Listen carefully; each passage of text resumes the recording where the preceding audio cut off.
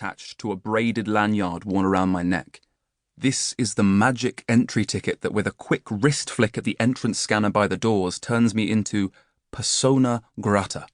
It lets me into a building where I have my own office, my own mug on a shelf in the staff kitchen, a pigeonhole with my name typed and stuck on with sticky tape, and people who know me and rely on me to show up. Getting through that door is my first and sometimes only success of the day. It tells me that I am a fit and proper person to enter a building, that I am not, on this rudimentary level, a failure. Still, I know I am just another payroll number.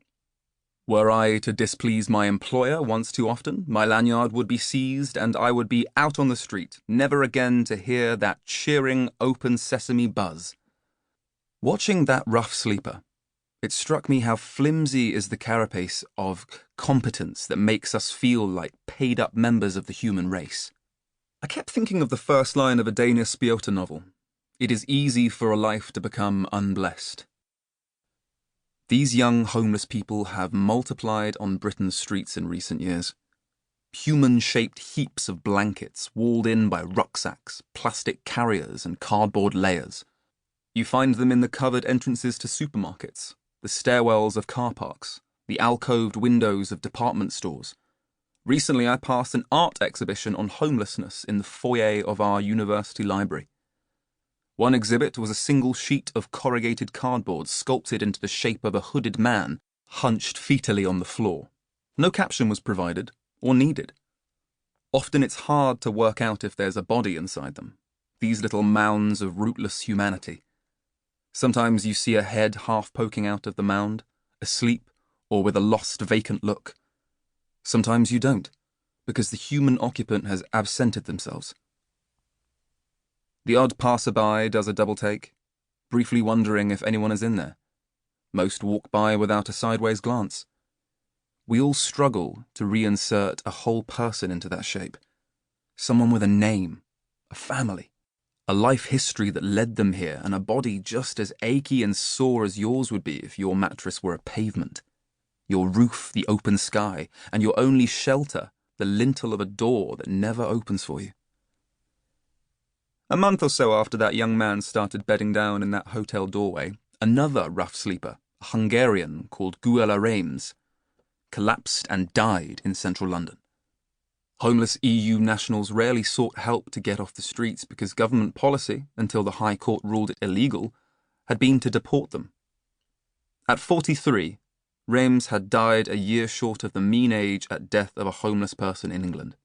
He was the second man in a year to die in the underpass leading from Westminster Tube Station to the Houses of Parliament, a spot where homeless people would gather until, a few months after his death, roll-down shutters were installed and drove them out.